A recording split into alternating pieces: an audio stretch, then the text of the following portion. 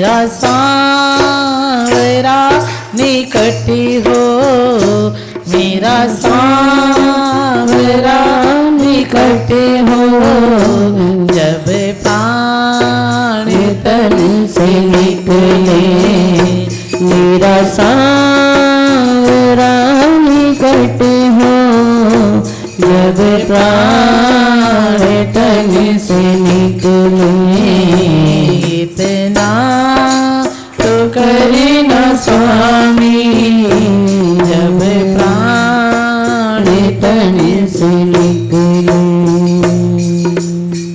इस प्रकार दादाजी मीरा के समक्ष अपने इस पंच भौतिक का जब त्याग किया तो उस समय सबसे अधिक कष्ट जो था ना वो मीरा को हुआ। उन्होंने कभी विवाह की चर्चा नहीं सुनी। चाहते हैं, आपने किसी किसी परिवार में अनुभव किया होगा, अगर बेटी की उम्र ज़्यादा हो जाए ना तो बड़ी चिंता करते हैं, अरे बेटी की सगाई नहीं हुई, और जब होती है तो कितना रुदन करते हैं। आज ये स्थिति दादा की थी। पहले चाहते हैं कि दुल्हन के रूप में देखूं, लेकिन अगर कोई दादा के सामने मीरा के विवाह की चर्चा करता था तो दादा कहते थे अभी मीरा के विवाह की चर्चा मत करो, अभी तो मेरी मीरा बहुत छोटी है। इस प्रकार जब दादा का प्राणांत हो गया तो सबसे अधिक कष्ट मीरा को पहुंचा। मीरा को कष्ट इसलिए अधिक पहुंचा, उसे पता था कि मेरा बिंद तो गिरधर है, मेरा बिंद गिरधर है। दादा कभी विवाह की चर्चा सुन नहीं सकते थे, अब मुझे इस समय कोई दूसरा बिंद ना बनाना पड़ जाए, इसी चिंता में चिंतित थे। 2 वर्ष बीत गया दादा की मृत्यु को, तो रिश्तेदार सगे संबंधी मीरा के पिता रतन सिंह और माता झाली बाई उसको देवर जिठानियाँ ताने देने लगे, अरे झाली बाई एक ही बेटी, उसको भी नहीं संभाल सकी।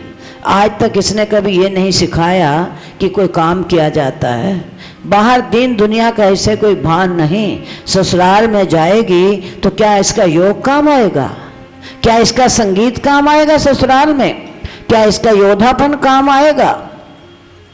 जब देवर जिठानी ताने देने लगे तो मीरा की जो माँ थी ना बड़ी दुखी हुई और मीरा के पिता से कहा, तुम्हें तो किसी बात की चिंता ही नहीं, बेटी 14 वर्ष की हो गई है, आज तक कभी मीरा के लिए वर की खोज की तुमने?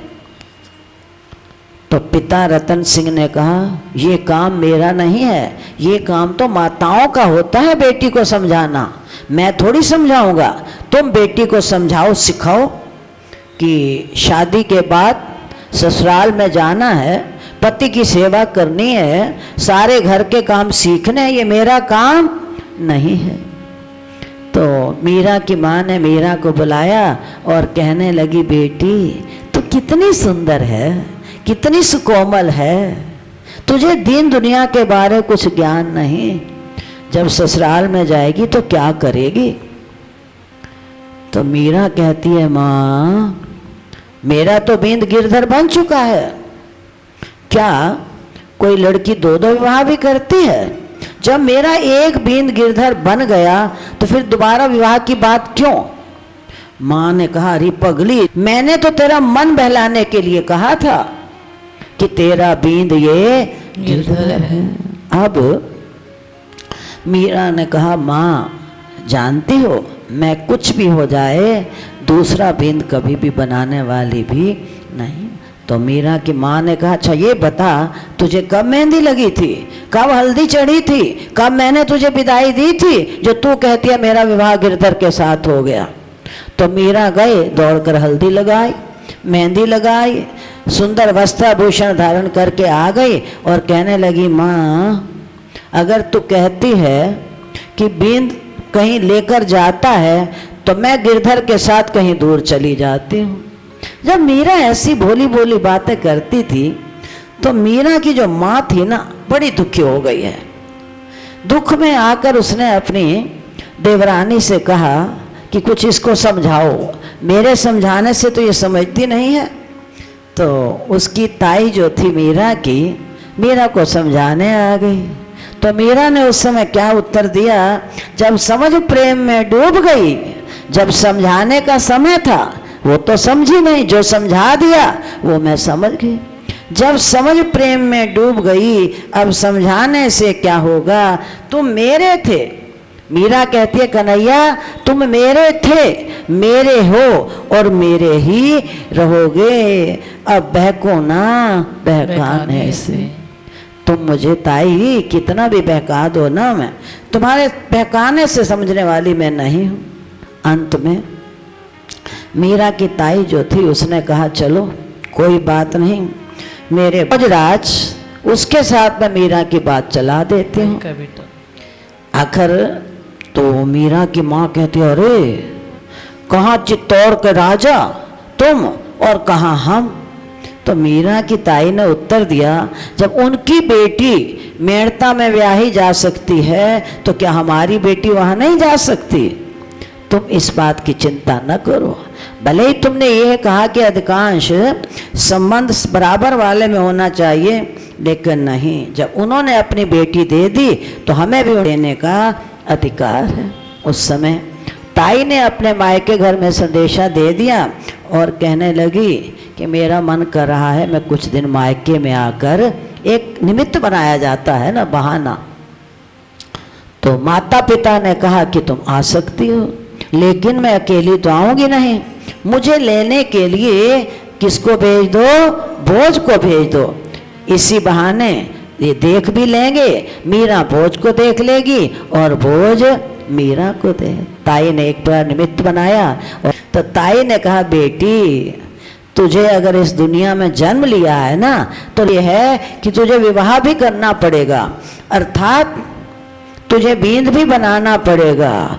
अरे फिर वही बात करते हो, बार बार बींद बनाना पड़ेगा, मेरा बींद बन गया। ताई ने कहा देख ये तो मूर्ति है, मूर्ति, क्या पीतल की मूर्ति भी कभी बींद बन सकती है। तो उस समय मीरा कहती है मैंने तो ठाकुर को अपना लिया है, लेकिन ठाकुर ने मुझे, गिरधर ने मुझे नहीं अपनाया। अगर आज मुझे गिरधर अपना लेते तो एक साधारण व्यक्ति होता है ना, साधारण क्षत्रिय, अगर उसकी पत्नी की ओर कोई परपुरुष आंख उठाकर देखे ना तो उसकी जान लेने को तैयार हो जाता है। आज अगर मेरा दूसरा बींद बन रहा है और गिरधर ने मुझे अपना लिया होता तो किसी की ताकत थी कि मेरी ओर आंख उठाकर देख लेता। फिर उसकी माँ बड़ी दुखी हो गई, कहने लगी कि इसे कोई समझाने वाला, जितना मैं इसे समझाती हूँ उतना ये मेरी बात को दूसरी तरफ। फिर माँ को दोबारा कहना पड़ा अरे बेटी गिरधर तो पीतल की मूर्ति है, पीतल की। जब माँ ने कहा गिरधर पीतल की मूर्ति है तो मीरा ने कहा माँ सावधान, इसे पीतल की मूर्ति मत कहो, मैं जहर पी लूंगी, कटार से अपना गला काट दूंगी, प्राणों को समाप्त कर दूंगी, लेकिन तुम मेरे गिरधर को पीतल की मूर्ति मत कहो। ये तो साक्षात ठाकुर जी हैं, भगवान हैं। इधर मीरा की माँ मीरा को समझाती है और उधर 1 महीने के बाद भोज यहाँ पर किसी बहाने से आ जाते हैं कि जाऊं और मैं अपनी बुआ को, जो कौन थी, मीरा की ताई थी, उनके मायके थे तो भोज की तो बुआ हुई ना, गिरजाबाई भोज की बुआ, लेकर पहुंच गए। अब भोज को पता नहीं था किसी बात का कि मुझे किस लिए बुलाया, ना मीरा को पता था ना भोज को इस बात का पता था कि हमें यहाँ क्यों बुलाया है। जयमल जब भोज को लेकर वहाँ पर श्याम कुंज में पहुँचा, जहाँ पर मीरा भगवान के विरह में भजन गाती थी, करुण कंदन करती थी, मेरे तो गिरधर गोपाल दूसरों ना बस इसी पीड़ा में, इसी विरह वेदना में मीरा जो थी वो हर समय रोती रही। जब मीरा ने पुकार की, रो रही थी, भोज और जयमल जब सीढ़ियाँ चढ़ रहे थे ना श्याम कुंज की, तो इतनी मीठी आवाज़ सुनाई दी इतनी प्रार्थना की आवाज जब भोज के कानों में जब पड़ी तो उसने कहा ये किसकी आवाज है, इतनी सुरीली और मीठी आवाज। तो जयमल ने कहा ये मीरा अपने गिरधर को रिझा रही है, रिझाते रिझाते वो रोती है। तो भोज पूछता है इसमें रोने की क्या बात है, रो क्यों रही है, क्या पहले भी रोती थी? जयमल ने कहा पहले बहुत रोती थी लेकिन अब पहले से कई गुना अधिक रो रही है। भोज ने पूछा पहले रोती थी अब अधिक क्यों रो रही है? तो जयमल ने उत्तर दिया तुम जानते हो कि जब इसके बींद की विवाह की बात करते हैं ना तो ये कहती है कि मेरा बींद तो गिरधर बन चुका, अब मैं विवाह दूसरा नहीं करूंगी। जब भोज ने ये बात सुनी तो कहने लगा हो सकता है, लेकिन मीरा ने कहा अब मैं क्या करूंगी दूसरा बीन धारण करके। तो राजा भोज ने कहा चलो मैं मान लेता हूं, मैं ही अपनी गर्दन कटवा लेता हूं जिससे तेरी समस्या का समाधान हो जाएगा। फिर राजा भोज ने कहा मान लिया मैं अपनी गर्दन काट भी लूं, लेकिन मेरी गर्दन कटवाने से चित्तौड़ के कई राजा हैं और मीरा को एक सेकंड में वो स्वीकार कर लेंगे, मेरी गर्दन कटवाने से मीरा को तो कोई लाभ नहीं होगा, इसलिए मैं इसका कोई उपाय ढूंढ लेता हूँ। तो राजा भोज ने मीरा से कहा मीरा तुम चिंता न करो, तुम्हें लगता है ना कि तुम्हारे रस में मैं भंग डाल रहा हूँ, गिरधर के बींद को छोड़कर दूसरा बींद तुम्हारे माता पिता तुम्हें मजबूर कर रहे हैं, तुम निश्चिंत हो जाओ, मैं तुम्हारी जब तक जीवित रहूँगा, जब तक मैं जीवित रहूँगा तब तक तुम पर कोई आँच नहीं आएगी और आजीवन अंतिम श्वास तक मैं तुम्हें कभी स्पर्श भी नहीं करूँगा। मेरी मैं तो प्रेम दीवानी, मेरा दर्द न जाने कोई, सखी मैं तो प्रेम दीवानी, मेरा दर्द न जाने कोई, सखी मैं तो श्याम दीवानी, मेरा दर्द न जाने कोई, मेरी मैं तो प्रेम दीवानी, मेरा दर्द न जाने कोई। सूलियों पर सेज पिया की, सूलियों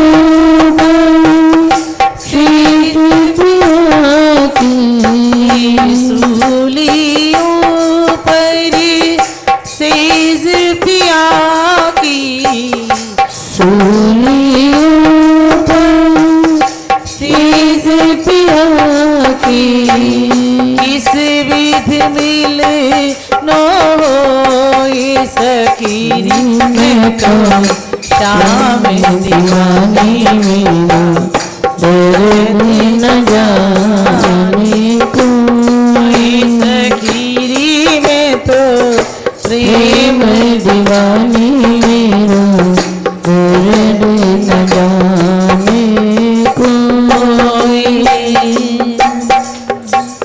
इस प्रकार राजा भोज ने प्रमाणित किया कि जिस प्रकार भीष्म ने प्रतिज्ञा की थी ना, मैं अपने पूर्वजों को साक्षी भरकर देता हूँ कि मैं आजीवन तुझे कभी स्पर्श भी नहीं करूँगा। अब गिरजाबाई उसकी ताई ने सोचा सगाई मैं करवा रही हूँ, तो उसने कहा एक बार मैं अपनी सड़क साफ कर लूँ और इन्हें बता दूँ कि मीरा भले ही सर्वगुण संपन्न तो है, लेकिन का क्या अर्थ होता है? सर्वगुण संपन्न है लेकिन क्यों कहा गिरजाबाई ने? सर्वगुण संपन्न होते हुए भी मीरा गिरधर की भक्त है। तो राजा भोज कहते हैं भक्त होना कोई गलत बात थोड़ी ना है, बहुत अच्छी बात है। जो भगवान की भक्ति करते हैं वो बहुत अच्छी बात है। फिर गिरजाबाई को यश होकर कहना पड़ा कि मीरा विवाह करना तो नहीं चाहती है, माता पिता के हट के आगे परिस्थितिवश मीरा जो है विवाह के लिए तैयार तो है, लेकिन मीरा का जो प्रेम है ना, देखो प्रेम एक से होता है, सेवा अनेक होती है लेकिन प्रेम एक से होता है। मीरा का जो प्रेम गिरधर से हो चुका है ना, उसका प्रेम और किसी से हो नहीं सकता। तो इधर राजा भोज प्रतिज्ञा कर चुके, उधर चित्तौड़ में विवाह की तैयारियां होने लगी कि अब भोज और मीरा का विवाह होगा। मीरा फिर कहती है कि मेरा बेन तो त्रैलोकी का स्वामी है। गिरजाबाई ने कहा, देवी राजा भोज राणा सांगा की बड़ी संतान, तू रानी बनेगी, महारानी। उस समय मीरा ने कहा, जो उसका स्वामी त्रिलोकी का स्वामी हो, उसके एक राजा महाराजा की उसकी दृष्टि में क्या कीमत है। मुझे किसी चीज़ की आवश्यकता नहीं है, क्योंकि जब मन में सच्ची लगन लग जाती है ना, तो ये संसार के जितने भी पदार्थ हैं ना, वो फीके लगते हैं। ए रस आवा तो ओ रस नहीं भावा। जिसे नाम का चस्का लग जाता है, उसे फिर संसारी चस्के अच्छे नहीं लगते। समय के अंतर्गत मीरा के विवाह की तैयारी हो गई। अब अंतर इतना होता है कि संसार को भगवान के विहार में भी विकार दिखाई देते हैं। संसारी मनुष्य अर्थात भगवान की लीला में विकार देखता है, और भगवान का भक्त विकार में भी परमात्मा के दर्शन। बस इतना अंतर होता है। संसारी में भक्त भी खाना पीना उठना बैठना सोना जागना सबका एक समान होता है, लेकिन अब जब मीरा की बारात आ गई, सज धज कर शहनाइयाँ बजने लगीं, सब खुश हैं, बड़े प्रसन्न हैं, लेकिन घायल की गत घायल जाने अवर न जाने को। मीरा को पता भी नहीं, बार बार सखियों से कहती है, देखो सखियों देखो, बाहर कन्हैया आ गया है। कारण क्या था, मीरा की उस समय भाव समाधि लग रही है। मीरा ये नहीं देख रही, उसे भान भी नहीं है कि आज मेरी बारात आ रही है, बारात आ चुकी है। बस उसी भाव समाधि में मीरा जो थी वो मस्त हो गई। अब जो ही मीरा की भाव समाधि लगी तो क्या देखती है कि 16,108 पटरानियाँ मेरा श्रृंगार कर रही हैं, मेहंदी लगा रही हैं, हल्दी लग रही है, मस्त हो रही है। उसे किसी बात का भान भी नहीं। मेरी सखियों मुझे मेहंदी लगा दो, आओ मेरी सखियों मुझे मेहंदी लगा दो, मेहंदी लगा दो, ऐसी सजा दो, मेहंदी लगा दो, मुझे ऐसी बना दो, मुझे श्याम सुंदर की दुल्हन बना दो, मुझे श्याम सुंदर की दुल्हन बना दो, मुझे श्याम सुंदर की दुल्हन बना दो, मुझे श्याम सुंदर की दुल्हन बना दो। चुनरी वो ओढ़ूं जो रंग नाही छूटे, चुनरी वो ओढ़ूं जो रंग नाही छूटे, दूल्हा वरूं जो कब हो न रूठे, दूल्हा वरूं जो कब हो न रूठे, अचली सुहाग की बिंदिया लगा दो, अचली सुहाग की बिंदिया लगा दो, अचली सुहाग की बिंदिया लगा दो, अचली सुहाग की बिंदिया लगा दो, मुझे श्याम सुंदर की दुल्हन बना दो, मुझे श्याम सुंदर की दुल्हन बना दो, मुझे श्याम सुंदर की दुल्हन बना दो, मुझे श्याम प्यारी की दुल्हन बना दो। अब जब मीरा की भाव समाधि लगी तो 56 करोड़ यादव वंशी बारात पूरी, जैसे कि बाहर विवाह किया जाता है वैसा का वैसा दृश्य जो था ना, मीरा ने देखा। जब मीरा के भाव से समाधि खुलती है तो माँ से कहती है, माँ मेरा तो गठबंधन हो चुका, ताऊ अभी भी मेरे विवाह को रोक दो, मेरा विवाह न करो। मीरा की माँ कहती है, अरे बारात द्वार पर आकर खड़ी हो गई, किसको राणा सांगा का अपमान करेंगे क्या हम? बारात वापस लौट जाएगी तो हम दुनिया वालों को क्या मुंह दिखाएंगे? मीरा कहती है, मेरा श्रृंगार तो देख लो, खुद ठाकुर जी से मेरा विवाह हो गया है, विश्वास तो को मेरी बात पर। तो मीरा की माँ ने कहा, देखो तो सही, जो इसके ससुराल से वस्त्र आए हैं वो जब जाकर देखा तो वो वस्त्र तो ज्यों क्यों थे, लेकिन मीरा का जो गठबंधन हुआ था ना वो भगवान के पीताम्बर से। सत्य कौन होता है? सत्यम परम धीमहि। अगर स्वप्न, मीरा का भी भगवान के साथ विवाह हुआ है तो विवाह स्वप्न में, लेकिन उस सत्य का स्वप्न में जो चूड़ा पहना है या मीरा का भगवान के साथ गठबंधन हुआ है वो तो सत्य है, वो तो एक प्रत्यक्ष प्रमाण है ना, इसमें तुम क्या संशय कर सकते हो? लेकिन ताऊ ने अपने पगड़ी उठाकर मीरा के पैरों पर रख दी। बेटी, यहाँ पर इज्जत का सवाल है। मीरा ने पगड़ी उठाई, ताऊ के शीश पर चढ़ा दी, कहने लगी, ठीक है, अगर मेरे गिरधर ऐसा ही चाहते हैं तो वो मुझे स्वीकार करना ही पड़ेगा। विदाई का समय आ गया, बड़ी प्रसन्नता से विवाह हो रहा है, फेरे हो रहे हैं, लेकिन मीरा के साथ कौन है? उसके गिरधर। गोदी में आंचल में छिपाकर मीरा जो थी वो गिरधर को ले आई। एक तरफ मीरा, बीच में गिरधर और दूसरी तरफ राजा नी में लावालया श्याम प्यारे दे नाल नी में लावालया